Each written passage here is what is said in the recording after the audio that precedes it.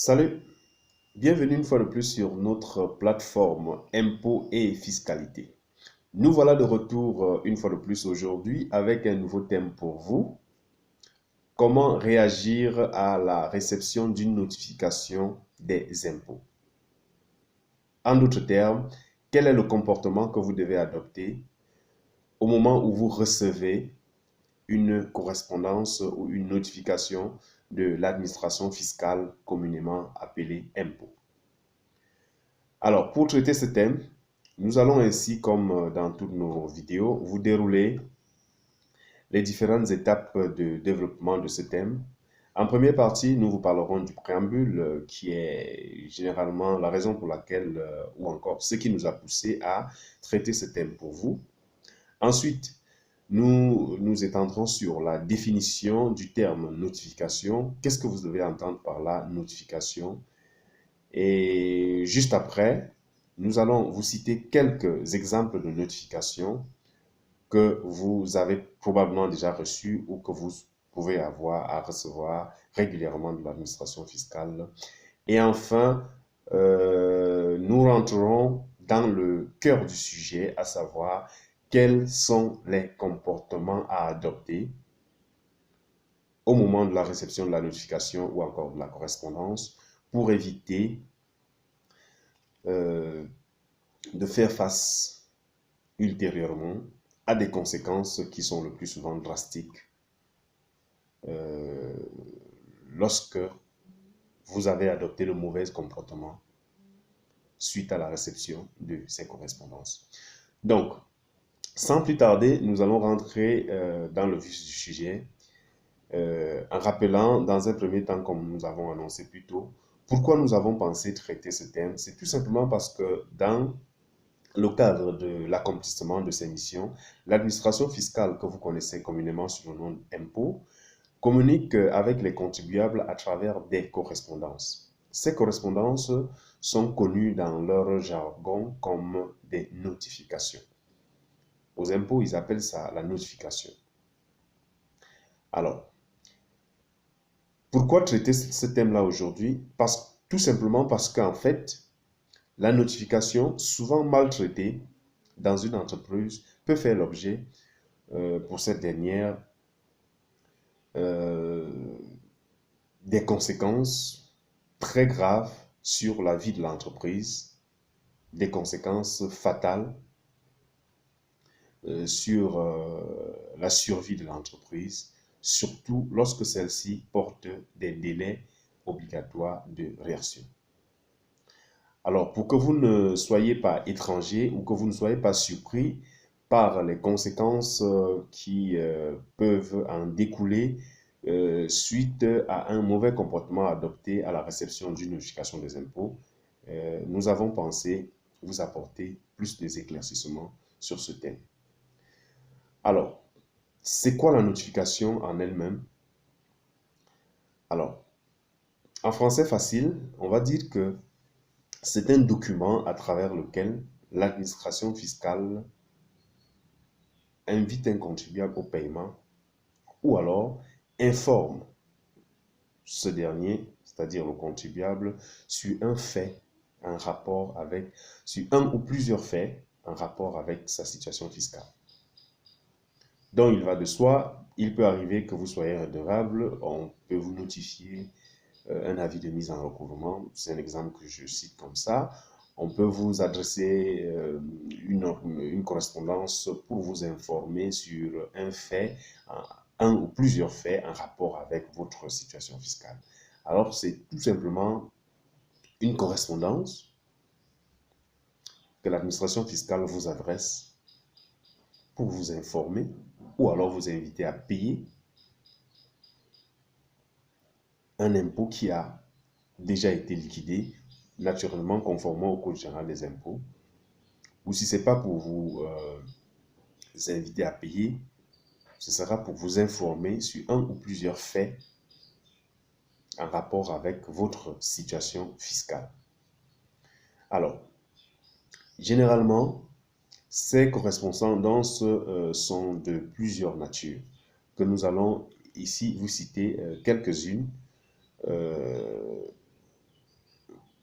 Pour certaines, vous allez vous reconnaître parce que vous avez déjà reçu. Pour d'autres, vous découvrirez à l'occasion dans cette vidéo.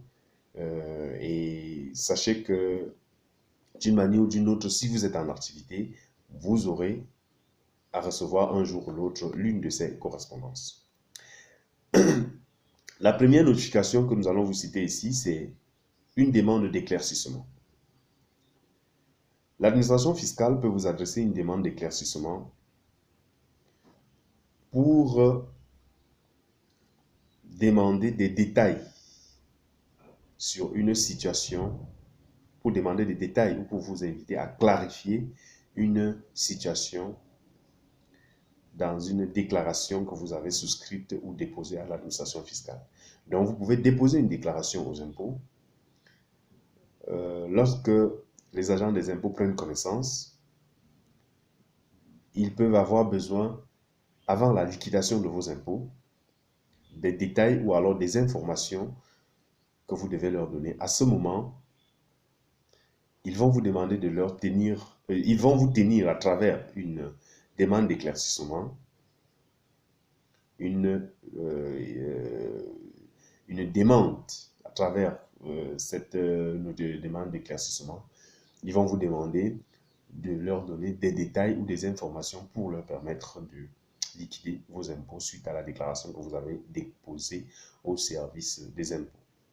Un autre élément que nous allons citer ici, qui rentre dans le groupe des notifications ou alors des correspondances que vous pouvez avoir à recevoir des impôts, c'est l'avis de passage pour un contrôle fiscal. Généralement, lorsque vous devez faire l'objet d'un contrôle fiscal, nous l'avons défini dans une de nos vidéos, le contrôle fiscal, c'est tout simplement l'intervention de l'administration fiscale pour corriger, contrôler, en d'autres termes, la sincérité des déclarations que vous avez fait aux impôts, liquidées conformément au Code général des impôts. Si ces impôts ont été liquidés conformément au Code général des impôts, et s'il n'y a pas des erreurs dans ces déclarations. Ils vont intervenir donc pour contrôler et corriger. Alors, l'avis de passage donc est le document qui vous informe que l'administration va passer faire un contrôle. Et cet avis de passage, forcément, indique la date et la nature des impôts qu'ils viendront contrôler.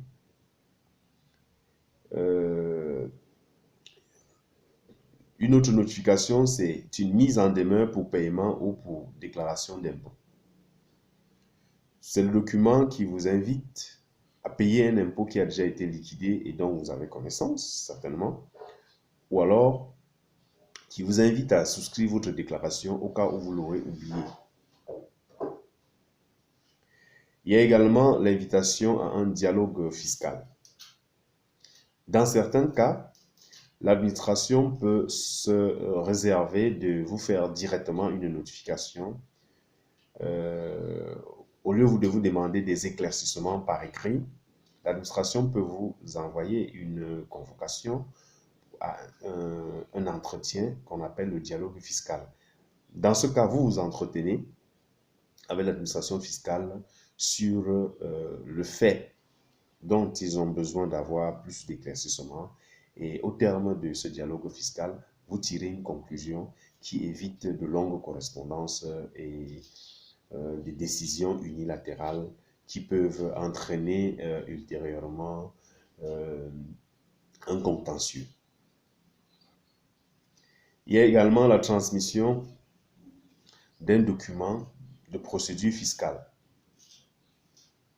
Il va de soi que l'administration peut, après une intervention chez vous, dans le cadre de la procédure fiscale, vous adresser une notification ou une correspondance.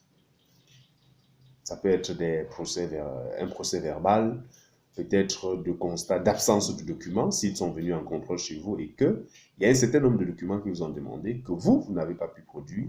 Ils vous adressent une notification de procès verbal, de constat d'absence de documents, par exemple. C'est un document que vous devez régulièrement prendre connaissance et signer. Alors, Voilà en fait quelques exemples de notifications que nous pensons que vous devez connaître. Il y en a plusieurs, ou alors que vous connaissez déjà. Et donc, lorsque vous recevez, vous devez traiter avec beaucoup d'attention pour éviter des conséquences drastiques. Maintenant, quelles sont les attitudes à adopter à la réception d'une notification des impôts? Première des choses, lorsque vous avez reçu la notification ou encore la correspondance, vous devez noter sur cette correspondance la date et l'heure de réception. Très important, avant de la lire, notez la date et l'heure de réception. Il va de soi que l'agent des impôts qui vous a soumis la correspondance à la décharge vous a également invité à noter la date et signer sur la copie de la notification qui vient de vous remettre. Il va de soi que vous puissiez, pour votre gouverne, noter sur l'original de la correspondance que vous devez garder la date et l'heure de la réception. Cette date et heure vous sera très très utile. Ensuite, vous pouvez prendre connaissance de la notification. C'est-à-dire que vous devez lire attentivement la notification en relevant les informations que l'administration vous demande dans cette correspondance. Donc, il ne suffit pas de lire pour lire, mais il faut lire en notant ce que l'administration, par cette correspondance, attend de vous. Vous devez également noter les délais de réponse, noter les différents délais de réponse, si ça porte plusieurs délais de réponse requises et éventuellement projetés dans le temps pour définir la date butoir de réponse absolue. Il peut se trouver qu'on peut vous inviter à répondre dans 15 jours ou dans 30 jours, comme c'est souvent le cas. Alors, il va de soi, il faut déjà voir, si vous êtes invité à répondre le 15 et que nous sommes le 15, alors vous devez ajouter 15 jours ouvrables ou non. Ce n'est pas uniquement des jours ouvrables, c'est des jours ouvrables ou non ouvrables. Vous comptez les 15 jours en plus, vous trouvez la date butoir à laquelle vous devez répondre absolument à la lettre pour éviter des conséquences. Vous devez également prendre des dispositions pour vous rassurer de la disponibilité des informations que vous demande l'administration fiscale. Est-ce que ce que l'administration fiscale vous demande, dans un premier temps, vous avez ces éléments? Avant d'y arriver même, vous devez vous demander, est-ce que c'est à tort ou à raison? Alors, si c'est à raison, vous devez disposer des éléments. Et même si c'est à tort, vous devez également disposer des éléments pour démontrer qu'il se trompe ou alors que c'est à tort. Vous devez également par la suite vous poser la question de savoir si vous avez la compétence requise pour répondre à cette correspondance. Si vous n'avez pas la compétence requise, alors très important, ne vous hasardez pas à traiter une de telles réponses parce que vous risquerez d'aggraver le problème en cherchant à résoudre le problème. Vous risquerez d'être maladroit et de causer plus de tort à votre entreprise. C'est la raison pour laquelle il faut absolument prendre des dispositions pour vous rapprocher d'un conseil. Si vous n'avez pas la compétence requise, vous rapprochez d'un conseil pour lui tenir la correspondance afin qu'il prenne des dispositions professionnelles. Parce qu'en fait, une réaction inexperte, une réaction non professionnelle à cette correspondance ou alors hâtive peut vous apporter plus de mal que de bien. Alors, vous devez absolument noter que la réponse tardive ou alors hors délai d'une correspondance de l'administration fiscale ne reste pas sans conséquence. Ça ne reste pas sans conséquence. Selon le Code général des impôts, il y a des dispositions. C'est-à-dire que quand vous êtes hors délai, l'administration fiscale est censée passer à une autre étape. Ma recommandation, elle est simple. Ne jamais répondre hâtivement à une notification de l'administration fiscale sans en avoir la compétence ou l'expertise requise. Ça, c'est d'un. De deux, vous devez absolument requérir les compétences d'un conseil pour donner suite à cette correspondance afin d'éviter des conséquences drastiques qui peuvent être catastrophiques pour la vie de l'entreprise. Voilà ce que nous avons voulu partager avec vous aujourd'hui en ce qui concerne la réception, l'attitude à adopter lorsque vous recevez une notification de l'administration fiscale. Nous pensons que vous avez trouvé satisfaction dans le traitement de ce thème et nous vous reviendrons très prochainement. Je suis Emmanuel Dieu, votre coach en fiscalité. Prenez soin de vous.